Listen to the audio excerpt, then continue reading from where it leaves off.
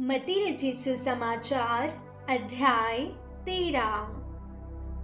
बीज बोने वाले का दृष्टांत। उसी दिन यीशु घर से निकलकर झील के किनारे जा बैठा और उसके पास ऐसी भीड़ इकट्ठी हुई कि वह नाव पर चढ़ गया और सारी भीड़ किनारे पर खड़ी रही। और उसने उनसे दृष्टांतों में बहुत सी बातें कही। एक बोने वाला बीज बोने निकला। बोते समय कुछ बीज मार्ग के किनारे गिरे और पक्षियों ने आकर उन्हें चुग लिया। कुछ बीज पथरीली भूमि पर गिरे, जहां उन्हें बहुत मिट्टी न मिली और गहरी मिट्टी न मिलने के कारण वे जल्दी उगाए। पर सूरज निकलने पर वे जल गए और जड़ न पकड़ने से सूख गए। कुछ बीज झाड़ियों में गिरे और झाड़ियों ने बढ़कर उन्हें दबा डाला। पर कुछ बीज अच्छी भूमि पर गिरे और फल लाए, कोई 100 गुना, कोई 60 गुना और कोई 30 गुना। जिसके कान हो वह सुन ले। दृष्टांतों का उद्देश्य। चेलों ने पास आकर उससे कहा, तू लोगों से दृष्टांतों में क्यों बातें करता है? उसने उत्तर दिया, तुमको स्वर्ग के राज्य के भेदों की समझ दी गई है, पर उनको नहीं। क्योंकि जिसके पास है उसे दिया जाएगा और उसके पास बहुत हो जाएगा। पर जिसके पास कुछ नहीं है, उससे जो कुछ उसके पास है वह भी ले लिया जाएगा। मैं उनसे दृष्टांतों में इसलिए बातें करता हूँ कि वे देखते हुए नहीं देखते और सुनते हुए नहीं सुनते और नहीं समझते।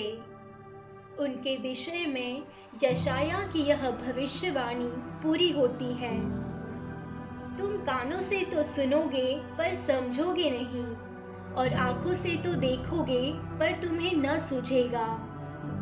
क्योंकि इन लोगों का मन मोटा हो गया है और वे कानों से ऊंचा सुनते हैं और उन्होंने अपनी आंखें मूंद ली हैं। कहीं ऐसा न हो कि वे आंखों से देखें और कानों से सुने और मन से समझे और फिर जाए और मैं उन्हें चंगा करूं। पर धन्य है तुम्हारी आंखें कि वे देखती हैं और तुम्हारे कान कि वे सुनते हैं। क्योंकि मैं तुमसे सच कहता हूँ कि बहुत से भविष्यवक्ताओं ने और धर्मियों ने चाहा कि जो बातें तुम देखते हो देखे पर न देखी, और जो बातें तुम सुनते हो सुने पर न सुनी। बीज बोने वाले दृष्टांत की व्याख्या। अब तुम बोने वाले की दृष्टांत का अर्थ सुनो। जो कोई राज्य का वचन सुनकर नहीं समझता, उसके मन में जो कुछ बोया गया था उसे वह दुष्ट आकर छीन ले जाता है। यह वही है जो मार्ग के किनारे बोया गया था।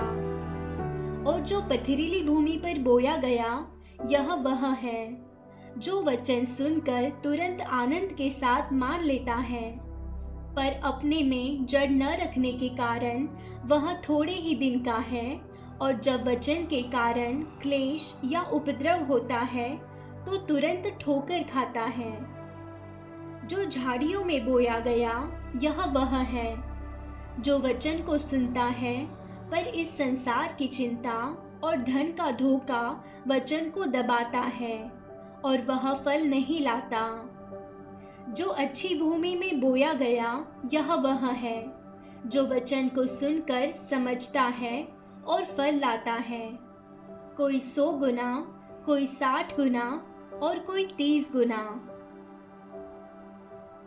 जंगली बीज का दृष्टांत। यीशु ने उन्हें एक और दृष्टांत दिया। स्वर्ग का राज्य उस मनुष्य के समान है जिसने अपने खेत में अच्छा बीज बोया। पर जब लोग सो रहे थे तो उसका शत्रु आकर गेहूं के बीज जंगली बीज बोकर चला गया। जब अंकुर निकले और बालें लगी तो जंगली दाने के पौधे भी दिखाई दिए। इस पर गृहस्थ के दासों ने आकर उससे कहा, हे स्वामी, क्या तूने अपने खेत में अच्छा बीज न बोया था? फिर जंगली दाने के पौधे उसमें कहाँ से आए? उसने उनसे कहा, यह किसी शत्रु का काम है। दासों ने उससे कहा, क्या तेरी इच्छा है कि हम जाकर उनको बटोर लें? उसने कहा, नहीं, ऐसा न हो कि जंगली दानों के पौधे बटोरते हुए तुम उनके साथ गेहूं भी उखाड़ लो।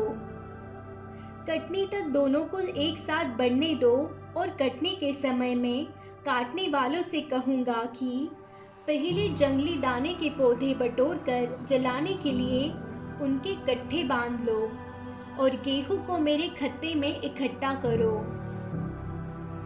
राई के बीज का दृष्टांत। उसने उन्हें एक और दृष्टांत दिया। स्वर्ग का राज्य राई के एक दाने के समान है, जिसे किसी मनुष्य ने लेकर अपने खेत में बो दिया।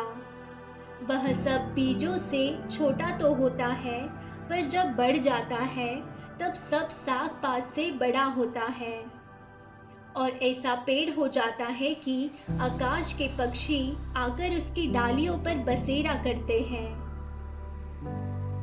खमीर का दृष्टांत। उसने एक और दृष्टांत उन्हें सुनाया। स्वर्ग का राज्य खमीर के समान है, जिसको किसी स्त्री ने लेकर 3 पसेरी आटे में मिला दिया और होते होते वह सब खमीरा हो गया। दृष्टांतों का प्रयोग। ये सब बातें यीशु ने दृष्टांतों में लोगों से कही और बिना दृष्टांत वह उनसे कुछ न कहता था कि जो वचन भविष्यवक्ता के द्वारा कहा गया था वह पूरा हो। मैं दृष्टांत कहने को अपना मुंह खोलूंगा। मैं उन बातों को जो जगत की उत्पत्ति से गुप्त रही है प्रकट करूंगा। जंगली बीज के दृष्टांत की व्याख्या। तब वह भीड़ को छोड़कर घर में आया और उसके चेलों ने उसके पास आकर कहा, खेत के जंगली दाने का दृष्टांत हमें समझा दे। उसने उनको उत्तर दिया, अच्छे बीज का बोने वाला मनुष्य का पुत्र है। खेत संसार है, अच्छा बीज राज्य की संतान और जंगली बीज दुष्ट की संतान है। जिस शत्रु ने उनको बोया वह शैतान है। कटनी जगत का अंत है और काटने वाला स्वर्गदूत है। अतः जैसे जंगली दाने बटोरे जाते और जलाए जाते हैं, वैसा ही जगत के अंत में होगा। मनुष्य का पुत्र अपने स्वर्गदूतों को भेजेगा और वे उसके राज्य में से सब ठोकर के कारणों को और कुकर्म करने वालों को इकट्ठा करेंगे और उन्हें आग के कुंड में डालेंगे, जहाँ रोना और दांत पीसना होगा। उस समय धर्मी अपने पिता के राज्य में सूर्य के समान चमकेंगे। जिसके कान हो वह सुन ले। छिपे हुए खजाने का दृष्टांत। स्वर्ग का राज्य खेत में छिपे हुए धन के समान है, जिसे किसी मनुष्य ने पाया और छिपा दिया और मारे आनंद के जाकर अपना सब कुछ बेच दिया और उस खेत को मोल ले लिया। अनमोल मोती का दृष्टांत। फिर स्वर्ग का राज्य एक व्यापारी के समान है, जो अच्छे मोतियों की खोज में था। जब उसे एक बहुमूल्य मोती मिला तो उसने जाकर अपना सब कुछ बेच डाला और उसे मोल ले लिया। जाल का दृष्टांत। फिर स्वर्ग का राज्य उस बड़े जाल के समान है, जो समुद्र में डाला गया और हर प्रकार की मछलियों को समेट लाया। और जब जाल भर गया तो मछुए उसको किनारे पर खींच लाए और बैठकर अच्छी अच्छी तो बर्तनों में इकट्ठा की और निकम्मी निकम्मी फेंक दी। जगत के अंत में ऐसा ही होगा। स्वर्गदूत आकर दुष्टों को धर्मियों से अलग करेंगे और उन्हें आग के कुंड में डालेंगे, जहाँ रोना और दांत पीसना होगा। पुरानी और नई शिक्षा का महत्व। क्या तुमने ये सब बातें समझी? उन्होंने उससे कहा, हाँ। उसने उनसे कहा, इसलिए हर एक शास्त्री जो स्वर्ग के राज्य का चेला बना है उस गृहस्थ के समान है जो अपने भंडार से नई और पुरानी वस्तुएं निकालता है। नासरत में यीशु का अनादर। जब यीशु ये सब दृष्टांत कह चुका तो वहां से चला गया और अपने नगर में आकर उनके आराधनालय में उन्हें ऐसा उपदेश देने लगा कि वे चकित होकर कहने लगे, इसको यह ज्ञान और सामर्थ्य के काम कहाँ से मिले? क्या यह बढ़ई का बेटा नहीं? और क्या इसकी माता का नाम मरियम और इसके भाइयों के नाम याकूब, यूसुफ, शमौन और यहूदा नहीं? और क्या इसकी सब बहनें हमारे बीच में नहीं रहती? फिर इसको यह सब कहाँ से मिला? इस प्रकार उन्होंने उसके कारण ठोकर खाई, पर यीशु ने उनसे कहा, भविष्यवक्ता का अपने देश और अपने घर को छोड़ और कहीं निरादर नहीं होता। और उनसे वहां उनके अविश्वास के कारण बहुत से सामर्थ्य के काम नहीं किए।